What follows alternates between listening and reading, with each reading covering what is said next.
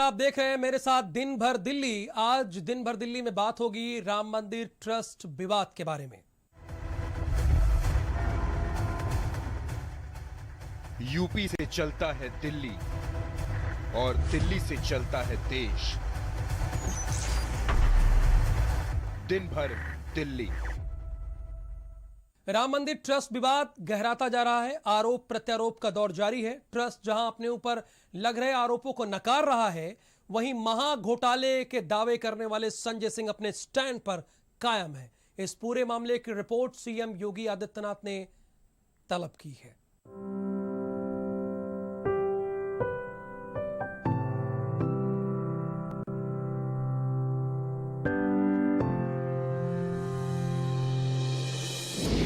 राम मंदिर ट्रस्ट पर गहराया विवाद। आपका महा घोटाले का आरोप। ट्रस्ट ने बताया बेबुनियाद। सीएम योगी ने तलब की रिपोर्ट। कौन सच्चा कौन झूठा। राम मंदिर ट्रस्ट पर लग रहे घोटाले के आरोपों के बीच बड़ा एक्शन हुआ है। सीएम योगी ने ट्रस्ट विवाद की रिपोर्ट तलब की है, जिसके बाद से ट्रस्ट में हड़कंप मच गया है और आरोप लग रहे हैं कि जमीन खरीद के एग्रीमेंट और बैनामे में कई झोल हैं। इस सौदे पर आयकर विभाग की भी नजर है। इस बीच ट्रस्ट के महासचिव चंपत राय ने कहा कि जमीन की खरीद पूरी पारदर्शिता और नियमों के मुताबिक हुई है।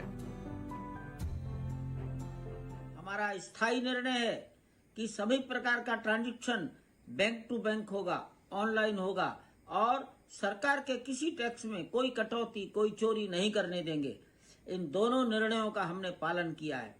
दुर्भाग्यपूर्ण ये है, आरोप लगाने वाले व्यक्तियों ने आरोप लगाने के पहले ट्रस्ट के पदाधिकारियों से किसी प्रकार की कोई संपर्क करके तथ्यों की जानकारी नहीं ली और बोल दिया।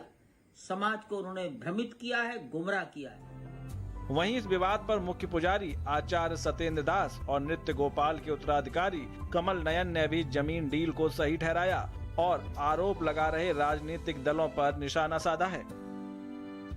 जो लोग ये आरोप लगाए हैं वो तो पहले राम के विरोधी पहले भी थे, चाहे वो सपा हो चाहे वो कांग्रेस हो। एग्रीमेंट जब पहले से 2012 से ही हुआ है तो 12 का जो मूल्य है वो है 21 में यदि वो हो जाता है 18 करोड़ 18.5 करोड़ तो कौन बड़ी बात है। मतलब बिल्कुल है वो जमीन। ये कहा जा रहा कि अब वर्तमान समय में वो 20 करोड़ की जब संपत्ति है, वो 18 करोड़ में ही ट्रस्ट ने ले लिया है। तो उन्होंने जो आरोप लगाया झूठा आरोप है, गलत आरोप है और इस आरोप का परिणाम जो है वो है उनको भुगतना पड़ेगा। हमें ऐसा लगता है कि इतना बड़ा घपला नहीं हुआ होगा। मुख्यमंत्री जी हमारे स्वतः इस सारी बात को देख रहे हैं, तो हम कहाँ विरोध कर रहे हैं कि जांच न हो। हमें कोई डर थोड़ी है, भय थोड़ी है। जांच हो जाए, कोई बात नहीं है। जिस जमीन की खरीद को लेकर हाय तौबा मची है, उसका एग्रीमेंट करने वाले सुल्तान अंसारी ने उस रेट को सही बताया जिस रेट पर ट्रस्ट ने जमीन खरीदी है। 2011 से 2021 का जो ये अंतराल है, इसमें 11 साल हो गए हैं। राम मंदिर का फैसला इससे पहले नहीं आया था। अयोध्या में जमीनों की कीमत बहुत ही कम थी। राम मंदिर का फैसला आने के बाद जिस जगह पे वो ज़मीन है, वो ज़मीन अगर आज के सरकारी सर्किल रेट के हिसाब से देखी जाए तो 24 लाख 25 लाख रुपए की ज़मीन है। 25 करोड़ रुपए की ज़मीन है ये, और हमने उसको 18.5 करोड़ रुपए में दिया है, तो सर्किल रेट से भी नीचे दिया है। आपके सबूतों के साथ दावों पर ट्रस्ट ने सवाल खड़े कर दिए हैं और कहा कि ट्रस्ट से जानकारी लिए बिना ही विपक्षी दलों ने घोटाले के आरोप मढ़ दिए।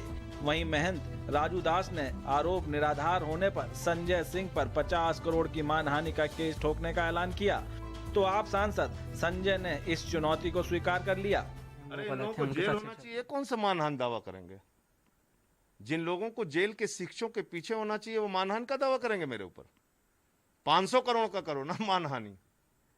पहली बात तो एक बाबा जी को मैं सुन रहा था, तो मैं बाबा जी से कहना चाहूंगा कि संत महात्मा बाबा की मान का कोई मूल्य नहीं होता, वो अमूल्य होता है।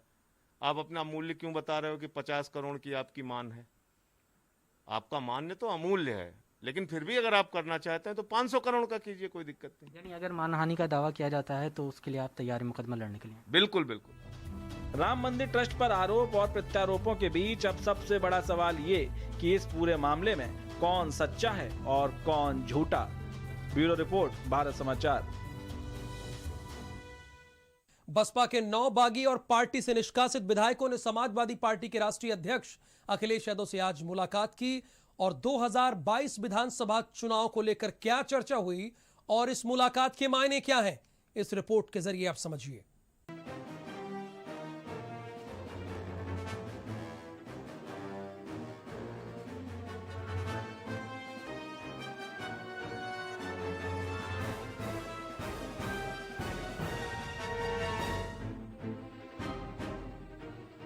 उत्तर प्रदेश में 2022 के विधानसभा चुनाव के लिए 8 महीनों से कम का समय बचा है।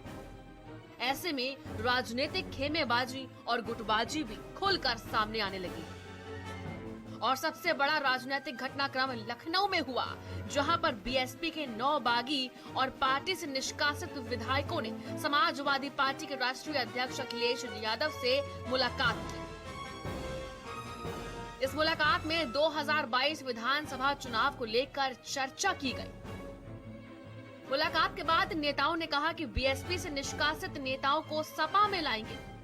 पहले आपको बताते हैं कि कौन से बीएसपी के बागी विधायकों ने अखिलेश से मुलाकात की है। असलम रायनी, असलम चौधरी, मुश्तबा सिद्दीकी, हाकिम लाल बिंद, हरगोविंद भार्गव, सुषमा पटेल, रामवीर उपाध्याय, वंदना सिंह, अनिल सिंह। बसपा के बागी विधायक असलम रायनी ने अखिलेश यादव से मुलाकात के बाद कहा कि उन्हें मायावती से शिकायत नहीं, सतीश मिश्रा से है और बीएसपी के और विधायक साथ आते हैं तो वो पार्टी बनाएंगे। हमारे 11 विधायक जो साथ में हैं, अब हमारे विधानमंडल दल के नेता माननीय लालजी वर्मा जी भी बाहर के रास्ते में है, उनके पास भी अब कोई पार्टी नहीं बची है। लेकिन आपके चैनल के माध्यम से नियमानुसार अकॉर्डिंग टू रूल जब तक 12 विधायक नहीं होते हैं, जब तक हम लोग कोई दल नहीं बना सकते हैं। हम लोग एक दल बनाने जा रहे हैं। वहीं बीएसपी के बागी एमएलए मुश्तबा सिद्दीकी ने माना कि 7 विधायकों ने अखिलेश से मुलाकात की है और वो चाहते हैं कि मायावती उनका पार्टी से निलंबन वापस ले लें। अभी हम लोग इंतजार में हैं कि बहन जी ने जो हम लोग निलंबित किया है, निलंबन वापस ले लें और फिर उसके बाद हम लोग सोचते हैं कि हम लोग बसपा में टिकट मिलेगा नहीं मिलेगा। लेकिन अब जब तक निलंबन वापस नहीं लेती हैं, अगर निष्कासित कर देती हैं, तब हम सोचेंगे किस पार्टी में जाना है। एक तरफ बसपा के बागी विधायक 2022 से पहले जोड़ तोड़ करने में जुटे हुए हैं, तो वहीं आइए अब आपको बताते हैं कि मायावती के पास इस समय कितने विधायक हैं और कितने पार्टी से निष्कासित चल रहे हैं। 2017 में बीएसपी के 19 विधायक जीते। एमएलसी चुनाव में 9 विधायक बागी हुए, 2 विधायकों को पार्टी से निकाला गया। मौजूदा समय में बीएसपी के पास 8 विधायक हैं। 2022 से पहले अगर एक बार फिर से बीएसपी को पूरी मजबूती के साथ बीजेपी और समाजवादी पार्टी का मुकाबला करना है, तो उसे पहले अपने घर की फूट को दुरुस्त करना होगा। पार्टी से लेकर संगठन तक कहां चूक हो रही है, उसे सुधारना होगा, वरना जिस तरह से पार्टी का साथ छोड़ कर नेता दूसरे दलों में जा रहे हैं, उसका जनता और पार्टी के समर्थकों में जो संदेश जा रहा है, वो भी बसपा के वोट बैंक पर कड़ी चोट पहुंचा सकता है। स्पेशल रिपोर्ट, भारत समाचार।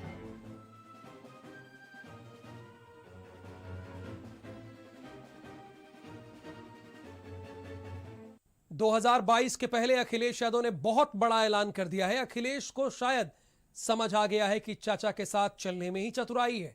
अखिलेश ने ऐलान किया कि वो छोटे दलों को साथ लेकर 2022 के सियासी समर में उतरेंगे।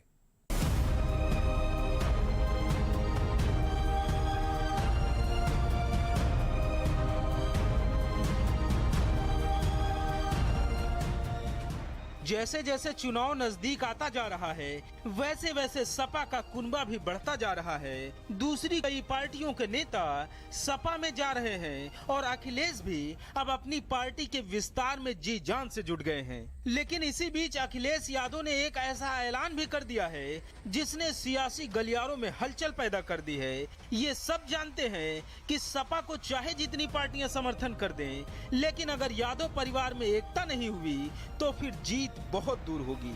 यादव परिवार अगर बिखरा रहा तो फिर 22 में सत्ता मिलने के लिए काफी संघर्ष करना पड़ सकता है। लेकिन अगर यादव परिवार एक हो जाए, चाचा भतीजे मिल जाएं, तो फिर 22 में बात बन सकती है। शायद अब अखिलेश यादव को भी इस बात का अंदाजा हो गया है कि चाचा को साथ लेकर चलने में ही चतुराई है। इसीलिए अखिलेश यादव ने बीते 4.5 साल में ऐसा ऐलान किया है कि हर कोई हैरान है। अखिलेश ने सबको चौंका दिया है। अखिलेश यादव शिवपाल के साथ गठबंधन करने को तैयार हैं। सभी गिले शिकवे भुलाकर वो चाचा शिवपाल के साथ कदम से कदम मिलाकर चलने को तैयार हैं। इतना ही नहीं, अखिलेश यादव चाचा शिवपाल के लिए जसवंत नगर की सीट भी छोड़ेंगे। अखिलेश यादव का बड़ा ऐलान, चाचा शिवपाल से गठबंधन करेंगे, जसवंत नगर की सीट भी छोड़ेंगे। चाचा से गठबंधन को पूरी तरह तैयार। सही समय पर सीटों को लेकर फैसला होगा। छोटे दलों के साथ अखिलेश गठबंधन करेंगे। अखिलेश यादव ने ऐलान किया है कि किसी बड़े दल से गठबंधन करने के बजाय छोटे छोटे दलों को वो साथ लेकर 22 में चुनाव के मैदान में उतरेंगे। आरजेडी और महान दल ने सपा का समर्थन किया है। प्रसपा से भी गठबंधन को अब अखिलेश तैयार हैं। अब देखना है कि 22 की लड़ाई में सपा के साथ चुनाव के मैदान में और कितने दल साथ आते हैं। ब्यूरो रिपोर्ट, भारत समाचार। लखीमपुर खीरी में सरकारी दावों के बीच मजदूरों का पलायन तेजी के साथ हो रहा है। रोजाना जिले के सैकड़ों की तादाद में मजदूर दूसरे जिले या प्रदेश की ओर जा रहे हैं। ऐसा क्यों हो रहा है, इस रिपोर्ट के जरिए समझिए आप।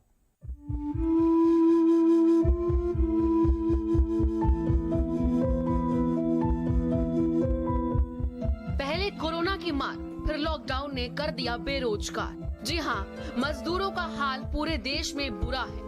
रोजगार की तलाश में इधर से उधर भटक रहे हैं, फिर चाहे यूपी के मजदूर हो या बिहार, बंगाल के। कोरोना कम होते ही एक बार फिर मजदूरों का पलायन शुरू हो गया है। लखीमपुर से सैकड़ों की संख्या में मजदूर दिल्ली, उत्तराखंड रोजगार की तलाश में जा रहे हैं। हम लोग जा रहे हैं भाई काम वाम करने के लिए। यहाँ काम तो है नहीं, थोड़ी बारी खेती है, तो काम वाम हो गया खत्म। अब हम लोग दिल्ली जा रहे हैं काम करने के लिए। काम वाम तो है नहीं यहाँ पे, राशन पानी की सब दिक्कत पड़ रही है। किस लिए जा रहे हैं? काम करने के लिए। यहाँ आपको काम नहीं मिल रहा क्या? नहीं, काम है, यहाँ मजदूरी सस्ती है। तो इससे पहले भी आप गए हैं या पहली बार जा रहे हैं? बहुत बार गए हैं। किस लिए जा रहे हैं? कमाने के लिए। अच्छा, तो यहाँ आपको रोजगार नहीं मिल रहा? रोजगार ना जमीन है, ना हमारे पास जैसे पैसा कौड़ी कुछ नहीं, तो जाएंगे तो आइए, तो यहाँ पे काम धंधा नहीं तो जाएंगे नहीं। इनमें से ज्यादातर मजदूर पंजाब जा रहे हैं क्योंकि वहां बुआई का समय शुरू हो चुका है और मजदूरी भी अच्छी है। पंजाब के अलावा उत्तराखंड, हरियाणा, दिल्ली भी बड़ी तादाद में मजदूर जाते हैं। सबसे बड़ी चिंता की बात यह है कि इनमें तमाम पढ़े लिखे नौजवान भी शामिल हैं। वही एमएलसी शशांक यादव ने सरकार से मनरेगा मजदूरी बढ़ाने की मांग भी की है। लॉकडाउन खुलने की खबरें आते ही जिस तरीके से गांव देहात से बड़ी संख्या में मजदूरों का पलायन शहरों की तरफ वापस शुरू हुआ है, ये सरकार की मनरेगा नीति का बहुत बड़ा फेल्योर है। सरकार को चाहिए कि मनरेगा कम से कम 200 दिन करे गारंटी और 400 रुपये इनकी दिहाड़ी को फाइनल करे, तभी कुछ कल्याण हो सकता है। एक अनुमान के मुताबिक अब तक हजारों लोगों का पलायन हो चुका है और सभी रोजगार की तलाश में परिवार के साथ तेजी से पलायन कर रहे हैं। लखीमपुर से भारत समाचार के लिए शारिक खान की रिपोर्ट। कोरोना काल में अस्पतालों में जिस हद तक लापरवाही की गई वो किसी से छिपी नहीं है। अब जब कोरोना संक्रमण काबू हो गया है तो बजाय व्यवस्थाओं को दुरुस्त करने के स्वास्थ्य विभाग फिर लापरवाही कर रहा है। शामली से ये रिपोर्ट देखिए आप। कोई व्यवस्था नहीं है जी लाइट की, बिल्कुल खत्म है। लाइट नहीं है, देखो गर्मी में क्या हाल हुआ है सबका। कोरोना का संक्रमण कम क्या हुआ, लापरवाही तो अपने चरम पर ही पहुंच गई। पहले तो कोरोना काल में गरीबों को इलाज देने में लापरवाही की गई और अब शामली के कैराना में स्वास्थ्य विभाग की लापरवाही की तस्वीरें सामने आई हैं, जहां पर सामुदायिक स्वास्थ्य केंद्र में टॉर्च की रोशनी में लोगों का वैक्सीनेशन किया जा रहा है। वो इसलिए क्योंकि यहाँ पर बिजली की कोई व्यवस्था नहीं है। तपती गर्मी में स्वास्थ्य कर्मी लोगों को वैक्सीन लगा रहे हैं। सर व्यवस्था तो यहाँ पे लाइट नहीं है, देखो गर्मी में क्या हाल हुआ है सबका। और जो स्वास्थ्य कर्मी है वो भी बहुत परेशान है लाइट की वजह से। सर शिकायत तो ये है कि जो हमारे फ्रंट लाइन वॉरियर्स हैं वो हमारे लिए इतना काम कर रहे हैं, तो हमको भी उनके लिए थोड़ा सा बिजली के लिए तो कम से कम सेवा हमको देनी चाहिए उनको। कोई व्यवस्था नहीं है जी लाइट की, बिल्कुल खत्म है। तो अंधेरे में वो वैक्सीन लगवाई आप? जी हाँ, अंधेरे में तो से लायक मोबाइल की तब तक लगवाई। सरकार खुद के दावे कर रही पर कोई सब फाइल है जी। लापरवाही यही खत्म नहीं होती साहब। सामुदायिक स्वास्थ्य केंद्र परिसर में उपयोग की गई एंटीजन किटें भी खुली में पड़ी है। ऐसे में कोरोना का संक्रमण फैलने का खतरा भी बना हुआ है, लेकिन जिम्मेदारों को इससे कोई फर्क नहीं पड़ता। अब देखना यह है कि सीएचसी पर साफ सफाई और बिजली की व्यवस्था कब दुरुस्त होती है। ब्यूरो रिपोर्ट, भारत समाचार। पिछले कई दिनों से सहारनपुर में चल रहे हैंडपंप विवाद में अब जाकर विराम लगा है। हैंडपंप लगवाने और ना लगवाने की लड़ाई में बीच का रास्ता कैसे निकला, ये आपको अगर जानना है तो ये रिपोर्ट देखिए।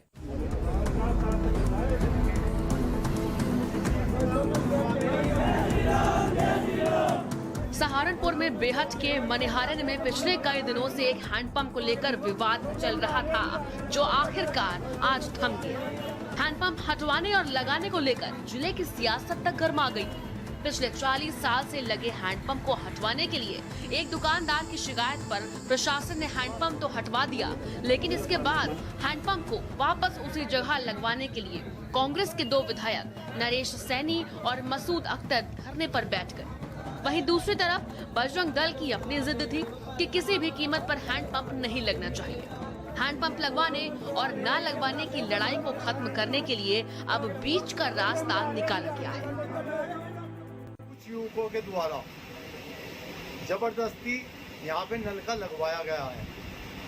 प्रशासन का हमने सहयोग किया, लेकिन हम नलके लगाने के मूड में थे न। यहाँ नलके की जरूरत है। पूरे मोहल्ले में समरसेबल लगे हुए हैं, सबके यहाँ पानी की व्यवस्था है, किसी को कोई परेशानी नहीं है। हमने एडीएम साहब को सिर्फ एक बात कही, मैंने कहा सर आप किसी से भी पूछ लो। एडीएम साहब ने ये बात कही, अब भैया तू इस मामले को निपटा दो। हमने प्रशासन का सहयोग किया, प्रशासन ने हमें सहयोग दिया, हमने हिंदू मुसलमान का विवाद खत्म किया। स्थानीय प्रशासन ने व्यापारियों और आसपास के लोगों की आम सहमति से मसले का पटाक्षेप कर दिया और सभी की सहमति के बाद बोरवेल मशीन से अब तीसरी जगह पर हैंडपंप लगाने की प्रक्रिया शुरू कर दी है। इस दौरान एसडीएम बेहट दीप्ति देव, सीओ बेहट रामकरण सिंह, ईओ बेहट वीरज त्रिपाठी और इंस्पेक्टर बेहट कृष्णपाल सिंह में फोर्स मौके पर मौजूद। विवाद हैंडपंप को लगाए जाने का था, उसके स्थल को लेकर था।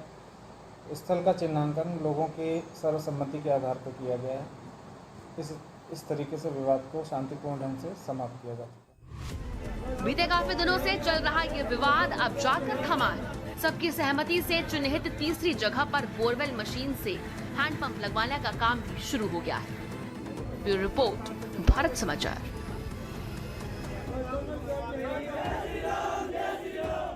गंगा नदी की स्वच्छता पर पालिज की खेती के जहर पर ग्रहण लग गया है। सैकड़ों किलोमीटर लंबे गंगा के खादर में जहरीले कीटनाशक और रासायनिक खादों के इस्तेमाल से गंगा जल को जहरीला बनाया जा रहा है। गंगा में रहने वाले दुर्लभ जलीय जीवों की जिंदगी भी खतरे में है। मेरठ से नरेंद्र प्रताप की एक्सक्लूसिव रिपोर्ट देखिए आप।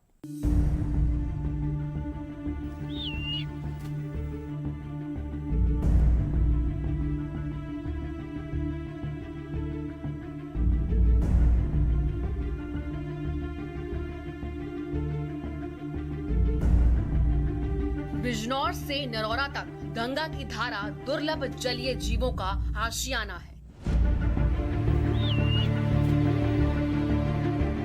यहाँ कछुआ, डॉल्फिन और घड़ियालों की प्रजातियों का कुनबा बढ़ाने के लिए करीब 2 दशक से अभियान चल रहा है। लेकिन इन अभियानों के बीच गंगा के खादर की सरकारी जमीनों पर अवैध खेती ने इन जलीय जीवों के अस्तित्व पर खतरा पैदा कर दिया है।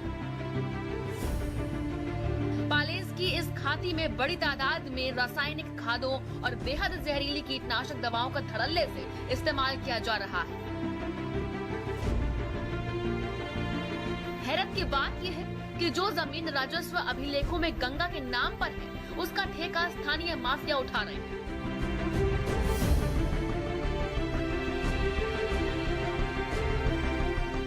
हाँ, विधायक के लिए मैं और हम फिर गांव के द्वारा ठेकेदार बना देते हैं। विधायक से लेकर मैंने जैसे तहसील से ठेका छुटता है और तो उठाए हमने गांव के चले जाएं तो गांव ले लें ठेके। छोटे ठेकेदार बना दें। छोटे ठेकेदार गांव में बना तो हम उनसे ले लें ऐसे। हाँ, वो तो पैसा उगा के हमसे और वहाँ जमा कर देना। कुछ नहीं निकला जी, घाटा पिछले साल तो 1 रुपए किलो घिया बिकी, 2 रुपए किलो भिलिया। टमाटर लागत भी ज्यादा आती होगी। हाँ, लागत जी 1200 रुपए का डाई का कट्टा है। अब तुम लगा लो 1200 रुपए का डाई का कट्टा, पन्नी बिक्री हमारी 50 रुपए की।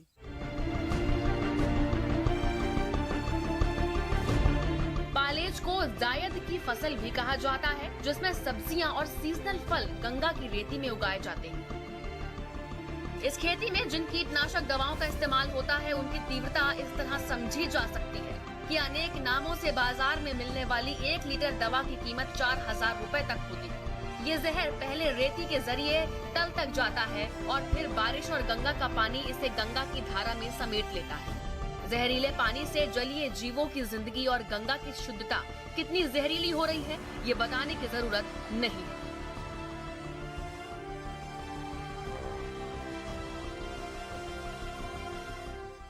केंद्र और राज्य की सरकारें पिछले कई सालों से गंगा की स्वच्छता और इसमें रहने वाले जलीय जीवों की सुरक्षा के लिए बड़ी बड़ी योजनाएं और दावे करते रहे हैं, लेकिन हकीकत में न तो यहाँ का पानी स्वच्छ हो पाया और न ही यहाँ रहने वाले जलीय जीवों को सुरक्षा मिल पाई है। खादर में होने वाली पालेज की खेती से निकलने वाले केमिकल्स इस पानी को और ज्यादा जहरीला बना रहे हैं, जिससे यहाँ के जलीय जीवों का जीवन संकट में है और जो आसपास के जंगल है, वहाँ रहने वाले वन्य जीव भी सुरक्षित नहीं हैं। कैमरा सहयोगी सानू के साथ में नरेंद्र, भारत समाचार, मखदूमपुर घाट, मेरठ। दिन भर दिल्ली में आज के लिए बस इतना ही। बने रहिए भारत समाचार के साथ। नमस्कार।